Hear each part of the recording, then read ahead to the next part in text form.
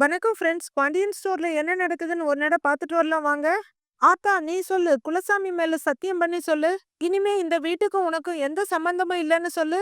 அப்படின்னு முத்துவேல் சொல்ல பாட்டி அழுதுகிட்டே நிக்கிறாங்க. எப்படிங்க எப்படிங்க அவங்க வாயால அப்படி சொல்லுவாங்க?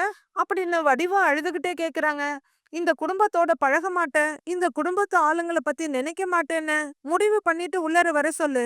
இல்லன்னா அப்படியே போ சொல்லு. எங்கேயாவது போகட்டும். ஏதாவது கோவில்ல போய் கூட உட்கார்ந்துக்கட்டும். அத பத்தி எல்லாம் நான் கவலைப்பட மாட்டேன்னு முத்துவேல் சொல்றாரு. எல்லாருமே அதிர்ச்சியா பார்த்துட்டு இருக்க சுதாரிச்சுக்கிற பாண்டியன் இனிமே ஒரு வார்த்தை பேசின அவ்வளவுதான், மரியாதை கெட்டு போயிடும். யோ, ஏன் அத்தை எதுக்குயா கோவில் வாசல்ல போய் உட்காரணும் அப்படின்னு பாண்டியன் கேட்க, அப்படின்னு பாக்குறாரு முத்துவேல்.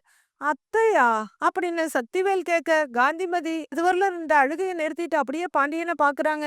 மாறி வடிவு எல்லாரும் கூட திகைச்சு போய் பார்த்துட்டு இருக்காங்க.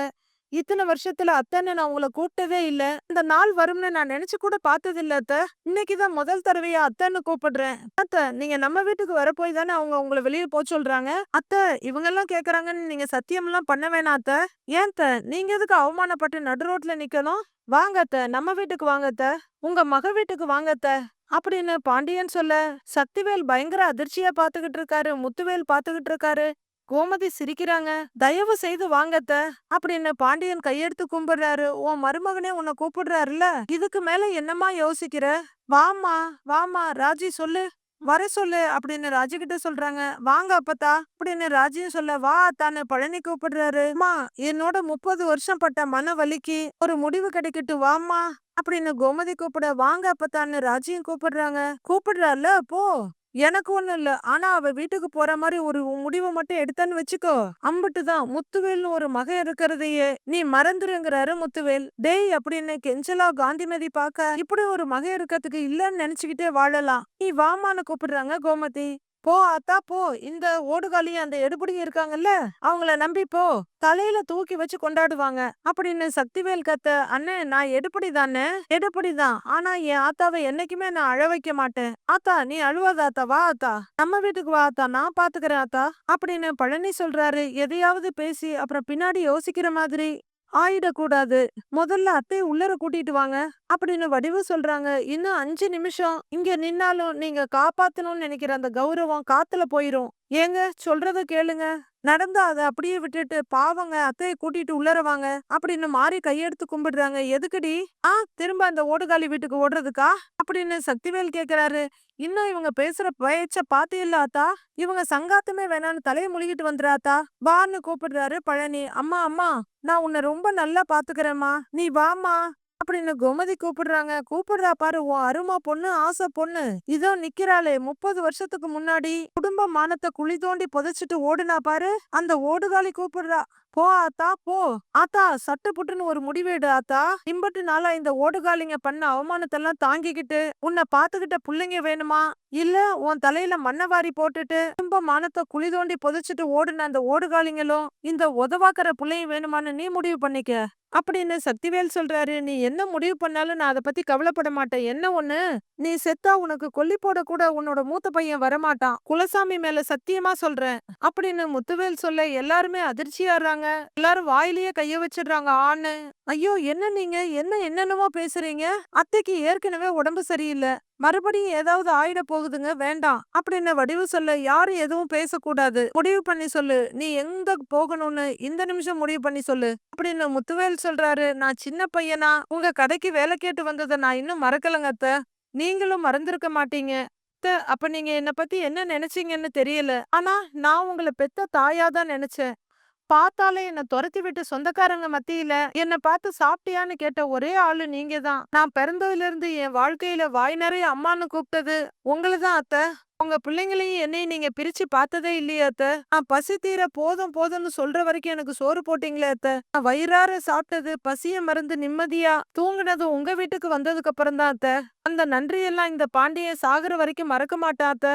உங்க மகங்க வேணா என்ன ஒரு வேலைக்காரனா நினைச்சிருக்கலாம், யாரும் இல்லாத ஆதரவற்றவன் நினைச்சிருக்கலாம். இந்தா இப்ப கூட சொல்றாங்களே சோத்துக்கு செத்தவேன்னு, அப்படி கூட நினைச்சிருக்கலாம். நிஜமாவே உங்களை அம்மா ஸ்தானத்துல தான் நினைச்சேன். வெறும் வாய் வார்த்தைக்காக சொல்லல அத்த. என்னோட செத்து போன அம்மா மறுபிறவி எடுத்து எனக்கு சோறு போடுறதா தான் நினைச்சேன். அத்த, அந்த உரிமையில தான் அத்த கேக்குறேன். வாங்க அத்த, நம்ம வீட்டுக்கு வந்துருங்க அத்த அப்படின்னு பாண்டியன் கையெடுத்து கும்பிட்டு கேட்டுட்டு இருக்காரு. அப்பா, அவங்க டயலாக்கா பேசிட்டு இருக்காங்க, நீங்க பாத்துக்கிட்டு சும்மா நின்னுட்டு இருக்கீங்க அப்படின்னு உசுப்பேத்தி விடுறாரு குமரவேல். அத்த, இது உங்க வீடு அத்த, உங்க மக வீடு தான். இவங்க எல்லாத்தையும் தூக்கி போட்டு நிம்மதியா நம்ம வீட்ல வந்து இருங்க அத்த. அத்த, நம்ம குடும்பம் உங்கள தங்கமா வச்சு தாங்கும் அத்த. தாங்க அப்படின்னு பாண்டியன் கூப்பிடுறாரு. போ ஆத்தா போ. முதல்ல நீ பெத்து வளர்த்தியே உன் மவ, அடுத்து எங்க அண்ணன் பெத்து வளர்த்தாரு அருமை பொண்ணு உன் பேத்தி, அடுத்தது நீ. ஓடுங்க அப்படிங்கிறாரு சக்திவேல். நீ போயிட்டன்னா அதோட எல்லாம் முடிஞ்சுது. வீட்டுக்கு முன்னாடி ஒரு பெரிய செவுரு கட்டிடுவேன். அப்புறம் எங்க முகத்தெல்லாம் பார்க்கவே முடியாது. இன்னியோட அம்மா புள்ளங்கிற உறவெல்லாம் முடிஞ்சது.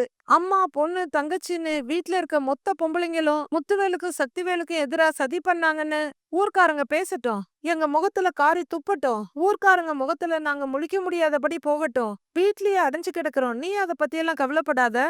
நீ போங்கிறாரு முத்துவேல். மனசுல ஈரம் இல்லாதவங்க வீட்டுக்குள்ள இருந்தா என்ன, வெளியே போனா என்ன ஆத்தா? நீ அத பத்தி எல்லாம் கவலைப்படவே படாத. நீ வந்துரு ஆத்தா வாங்குறாரு பழனிவேல். போ ஆத்தா போ, பொட்டலம் அடிக்கிறவன் கூப்பிடுறான்ல, அவனை நம்பி போ. போ மாறி, போய் ஆத்தாவுக்கு துணிமணி எல்லாம் எடுத்துட்டு வந்து குடு. போகட்டுங்கிறாரு சக்திவேல். ஏங்க வேண்டாங்கன்னு மாறி பதறாங்க. இங்க பாரு, எங்க அம்மாவுக்கு துணிமணி வாங்கி கொடுக்க எனக்கு தெரியாதா? அம்மா, நீ கட்டின சேலையோட வாமா அப்படின்னு கோமதி சொல்றாங்க. அப்படின்னு நக்கலா சொல்றாரு சக்திவேல். வாங்க அப்பத்தா அப்படின்னு ராஜு சொல்ல, வந்துருங்களேங்கிறாங்க மீனாவும். எங்க கூடவே வந்துருங்கன்னு மயிலு சொல்றாங்க. அம்மாச்சி, எங்க கூடவே இருந்துருங்க அம்மாச்சி அப்படின்னு அரசி கெஞ்சுறாங்க. அப்பா வழியிலன்னு எங்களுக்கு யாரும் இல்ல, அம்மா வழியில நீங்க மட்டும்தான் இருக்கீங்க. பிறந்ததுல இருந்து உங்களை பாக்குறோம், ஆனா இதுவரை பேசுனது கூட இல்ல. எங்களுக்கும் உங்க கூட இருக்கணுங்கிற ஆசை இருக்கும்ல அம்மாச்சி, ப்ளீஸ் வாங்க அம்மாச்சிங்கிறாரு செந்தில். அம்மாச்சி, அதான் அப்பாவே சொல்லிட்டாருல, நீங்க வந்துருங்க அம்மாச்சி, யாரு என்ன பண்றாங்கன்னு பாக்கலாம் அப்படின்னு சரவணன் சொல்றாரு. மச்சானுக்கு ரொம்ப நல்ல மனசு ஆத்தா, தங்கமா உன்னை பாத்துப்பாரு. வந்துராத்தா, நீ எங்க கூடவே இருந்துராத்தா அப்படின்னு பழனிவேல் சொல்லிட்டு இருக்காரு. அப்பத்தா அப்படின்னு குமரவேல் மிரட்ட, அம்மாச்சி, இந்த சின்ன பையன் மிரட்டெல்லாம் நீங்க காது கொடுத்து வாங்காதீங்க. நீங்க நம்ம வீட்டுக்கு வந்துருங்க அம்மாச்சி அப்படின்னு கதிர் சொல்ல, பாட்டி தன்னோட பசங்க 2 பேர் முகத்தையும் மாறி மாறி பாக்குறாங்க. பாட்டி அப்படியே பாண்டியன் வீட்டை நோக்கி ஒரு திரும்புறாங்க. பதறி போற குமரவேல், அப்பா அப்பத்தாவ கூப்பிடுங்கன்னு கத்துறாரு. வடிவும் மாறியும் அதிர்ச்சியா பாக்குறாங்க. திரும்பின பாட்டி, நான் பெத்த 4 பிள்ளைங்களையும் ஒரே மாதிரி தான் வளர்த்தேன்.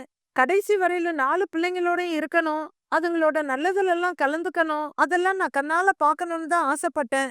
ஏன் விதியில அது எழுதல போல. அம்மாடி, இதோ பாரு, விறுவிறுன்னு உன் வீட்டுக்குள்ள வர்றதுக்கு எனக்கு ஒரு நிமிஷம் கூட ஆகாது. ஆனா கடைசி காலத்துல அவங்க அம்மாவும் கைய விட்டு போயிட்டாங்கன்னு என் புள்ளைங்கள ஊரே பேசும் அப்படின்னு காந்திமதி சொல்ல, அதுக்குள்ள வரப்போறாங்களாட்டக்குன்னு சந்தோஷமா இருந்த கோமதி ராஜியோட முகம் மாறிடுது. அந்த பாவத்தை என் பசங்க சுமக்கிறத நான் விரும்பல அப்படின்னு பாட்டி கையெடுத்து கும்பிட, என்னம்மா, என்ன அம்மாச்சி, என்ன அப்பத்தா, என்னங்கத்தன்னு எல்லாரும் பதறாங்க. மன்னிச்சிடுங்கன்னு சொல்ற பாட்டி கடகடன்னு எதிரில இருக்க முத்துவேல் வீட்டுக்குள்ள போயிடுறாங்க. அவங்க பின்னாடியே மாறியும் வடிவும் போயிடுறாங்க.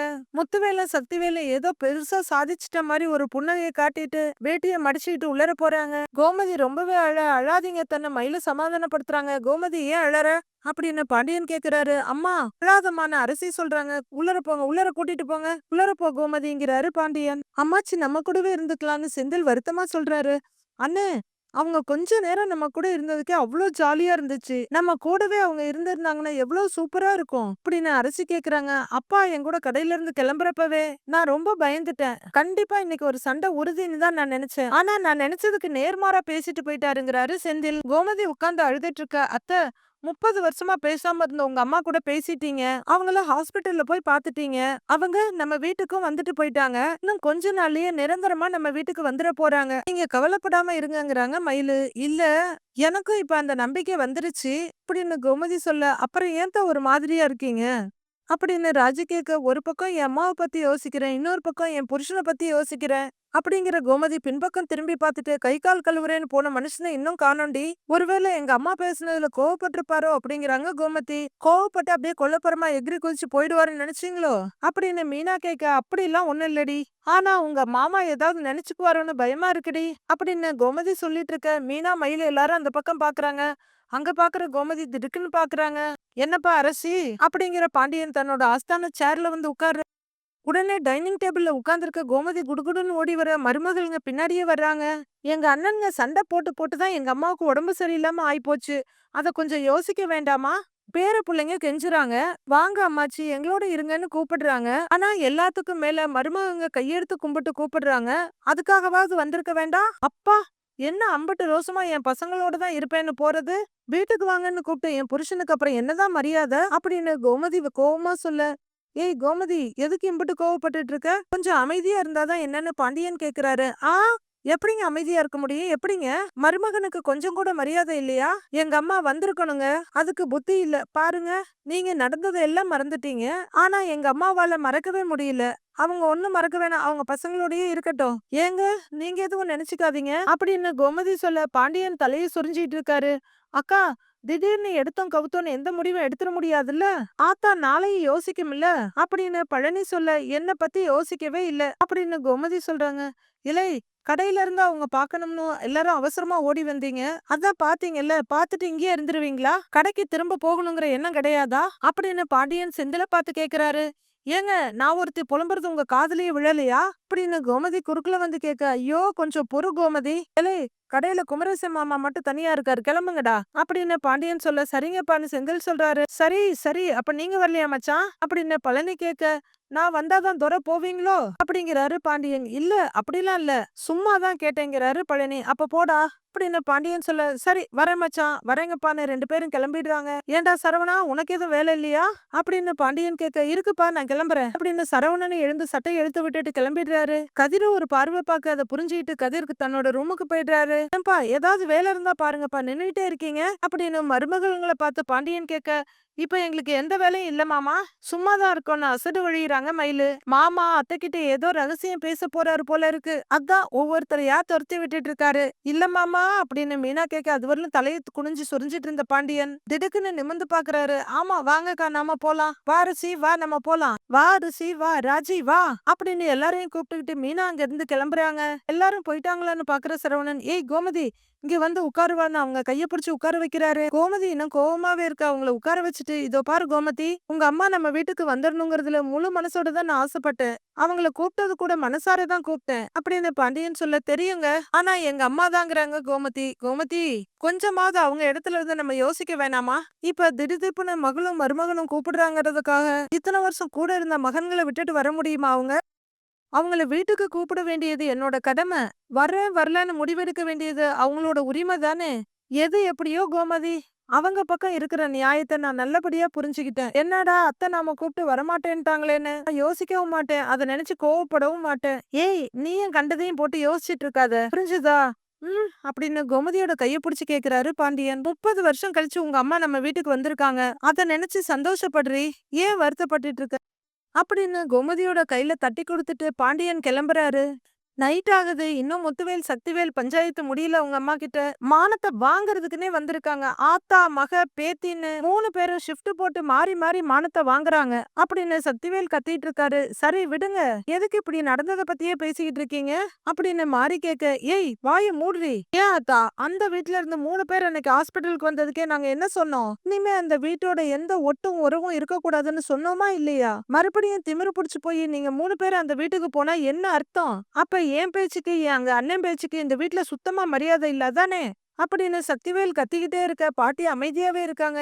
ஏங்க, அத்தை பேச்சதான் நீங்க மதிக்கணும், உங்க பேச்ச அத்தை மதிக்கணும்லாம் ஒண்ணும் இல்ல அப்படின்னு மாறி சொல்றாங்க. தம்பி, யார் வேணும்னு முடிவு பண்ணுன்னு சொன்னப்ப ஆத்தா நாம தான் வேணும்னு இங்க வந்தாங்கல்ல, அதை விட வேற என்ன வேணும் சொல்லுங்க அப்படின்னு வடிவு கேட்க, பட்டுன்னு கையெடுத்து கும்பிடுற சக்திவேல், ரொம்ப நன்றி, நீ ரொம்ப நன்றி ஆத்தா, ரொம்ப நன்றி ஆத்தா, அங்கேயாச்சும் எங்க மானத்தை வாங்காம காப்பாத்துனியே, ரொம்ப நன்றி, ரொம்ப சந்தோஷம் அப்படின்னு சக்திவேல் கத்திட்டு இருக்காரு. ஆத்தா, நான் திரும்பவும் கேக்குறேன், உண்மையிலேயே புரியாம தான் கேக்குறேன், எதுக்காக அந்த வீட்டுக்கு போன? 30 வருஷத்துக்கு முன்னாடியே கோமதிய தலைமொழிகியாச்சு, கொஞ்ச நாளைக்கு முன்னாடி ராஜிய தலைமொழிகியாச்சு. அவங்க 2 பேருமே நமக்கு யாரும் இல்லன்னு ஆனதுக்கு அப்புறம் எதுக்கு அந்த பொறுக்கி பையில பாக்க போனீங்க அப்படின்னு முத்துவேல் கேக்குறாரு. அண்ணே, அதானே, அதானே பாசம் நம்ம மேலெல்லாம் கொஞ்சம் கூட ஆத்தாவுக்கு வரவே வராது. ஆக மவ மவ வைத்து பேரேன்னொன்னு பாசம் பெருக்கெடுத்து ஓடும் அப்படின்னு சக்தி கத்திட்டு இருக்க. இரு சக்தி அப்படிங்கிற முத்துவேல், ஏன் ஆத்தா உன்னை நாங்க நல்லா தானே பாத்துக்கிறோம் அப்படின்னு கேக்குறாரு. அடங்காத சக்திவேல், ஏன் ஆத்தா ஊர் உலகத்துல அவன் அவன் ஆத்தாவை எப்படி வச்சிருக்கான்னு தெரியுமா இல்லையா உனக்கு? பெத்த தாய ஒருத்தனும் சல்லிக்கு கூட மதிக்கிறது கிடையாது. ஆனா உன்னை நடு வீட்டுல உட்கார வச்சு சாமி மாதிரி கும்பிட்டுட்டு இருக்கோம் அப்படின்னு சக்திவேல் சொல்லிட்டு இருக்காரு. நீங்க மட்டும் என்ன பண்ணுனீங்களா? ஒரு நாள் தெருவுல கொண்டு போய் விட்டீங்கல்லங்கிறாங்க மாறி. பயங்கரமா மிரட்டுற சக்திவேல், ஓங்கி அடிச்சேன்னா கண்ணும் கிண்ணமெல்லாம் பழுத்துரும் பாத்துக்க அப்படின்னு சக்திவேல் கத்துறாரு. நீ என்னம்மா எல்லாத்துக்கும் நக்கலாவே பதில் சொல்லிட்டு இருக்கிற? அன்னைக்கு கூட ஹாஸ்பிட்டல்ல என்ன சொன்ன? இந்த தண்ட கருமாந்தரத்துக்கு கல்யாணம் கூட ஆகாதுன்னு சொன்னேன்ல அப்படின்னு குமரவேல் கேட்க, சரி சொன்னேன். அதுல என்ன தப்பு? இல்ல உன்னை தண்ட கருமாந்திரம்னு சொன்னதா இல்ல கல்யாணமே ஆகாதுன்னு சொன்னதா அப்படின்னு மாறி கேக்குறாங்க. நான் பேசலாமா இல்ல நீங்களே பேசிக்கிறீங்களா அப்படின்னு முத்துவேல் கேட்க, மாறி நீ கொஞ்சம் அமைதியாயிரு அப்படின்னு வடிவு சொல்ல, சாரி மாமா நீங்களே பேசுங்க அப்படின்னு மாறி சொல்றாங்க. எல்லாருக்கும் பொதுவா ஒண்ணு சொல்றேன். இந்த குடும்பத்துக்கும் அந்த கோமதி குடும்பத்துக்கும் எந்த ஒட்டும் இல்ல உறவும் இல்ல. முடிஞ்சு போனது முடிஞ்சு போனதுதான். யாரு தலைகீழா நின்னாலும் அந்த உறவை புதுப்பிக்க முடியாது. பட்ட அவமானமும் அழுத அழுகையும் உங்களுக்கு வேணா மறந்திருக்கலாம், ஆனா எங்களுக்கு மறக்காது. ஆத்தா உனக்கு பொண்ணுன்னு ஒருத்தி கிடையவே கிடையாது, செத்து போயிட்டா. இல்ல எனக்கு என் பொண்ணுதான் வேணும், அவதான் முக்கியம்னு நீ நினைச்சீன்னா தாராளமா கிளம்பிப்போ. அம்மான்னு இல்ல, இந்த வீட்ல யாரா இருந்தாலும் சரி, எதிர்த்த வீட்டுக்காரவங்களோட உறவு கொண்டாடணும்னு நினைச்சீங்கன்னா தாராளமா போலாம். நான் எதுவுமே கேட்க மாட்டேன். ஆனா திரும்பி இந்த வீட்டு வாசப்படியை மிதிக்க கூடாது அப்படின்னு முத்துவேல் தெளிவா சொல்லிடுறாரு. பாட்டி அப்படியே திகைச்சு போய் பசங்களையே பாத்துட்டு இருக்காங்க. மீதி என்ன நடக்குதுங்கிறத நாளைக்கு பார்க்கலாம் ஃப்ரெண்ட்ஸ்.